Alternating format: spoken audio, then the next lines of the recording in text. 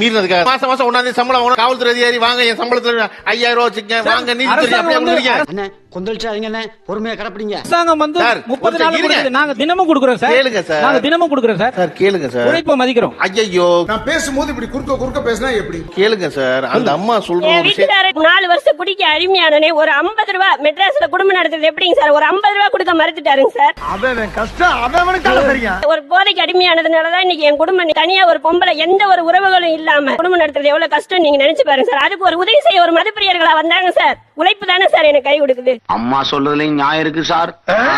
இல்லம்மா, இது வந்து மக்கள் தொகையை குறைக்கிறதுக்காக அரசாங்கம் நாங்க எடுத்துக்கிற ஒரு முடிவு. மைக்குடுங்க அபத்தமா ஏதாவது பேசிட்டேன். இதுக்கு மேல ஒரு வார்த்தை பேசுனேன் இங்க என்ன நடக்கும்னு எனக்கே தெரியாது சார். நல்லா விளங்கிக்கங்க. இது பட்டிமன்றம் இல்ல கோயில் திருவிழாவில் கேட்க உங்களுக்கு 10 ரூபாய் கை தட்டி கேட்க ஒரு விஷயத்தை சென்சிபிளா பேசினது ஒரே ஒரு தடவை தான் காமெடி.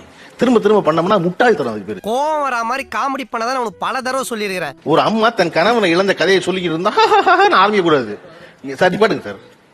நிப்பாட்டுங்க சொல்ல நிப்பாட்டிருங்க. வாய் பிரியா இருந்தா வாயில வந்து எல்லாமே பேசுறீங்க.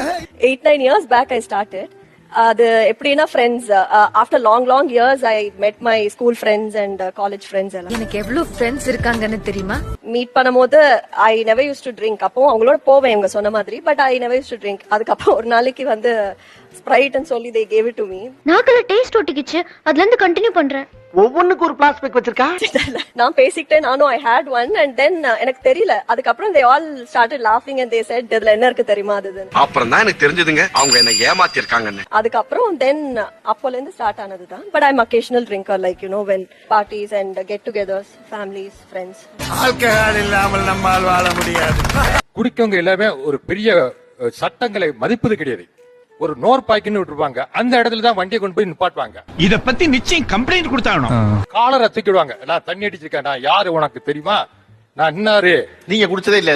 குடிச்சதே இல்ல. ஊர்ல இருக்க அத்தனை பேருமே குடிகார பயிலுங்க. ஆனா எங்க குடும்பத்துல ஒருத்தரும் குடிக்க மாட்டோம். நான் இன்னாரு, நான் வந்து என்னைய பத்தி உனக்கு தெரியுமா. குடிச்சு போட்டு ஒரு 4-5 பேர் சேருவாங்க. ஒரு டீ கடைக்கு போவாங்க, பாட்டில போட்டு உடைப்பாங்க.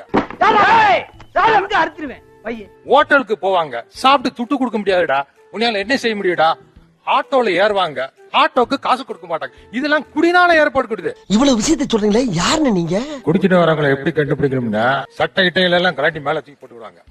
சில பேர் நிர்வாகமாவே வருவாங்க, படுத்திருக்கும் போது நிர்வாகமே படுத்திருப்பாங்க. அந்த துணி இருக்கானே தெரியாது. கர்மம் இந்த கன்றாவி எல்லாம் பாக்கணும் என் தலையெழுத்து. இல்ல சார் வந்து காலையில வந்ததுல இருந்து பாக்குறேன். டிராபிக்ல ஓட்டுறவெல்லாம் குடிகாரன், குடல் அடி சாவறவெல்லாம் குடிகாரன், கிட்னி ஃபெயிலியர் ஆவலாம் குடிகாரன், டீப் நோய் வரவெல்லாம் குடிகாரன். என்ன சார்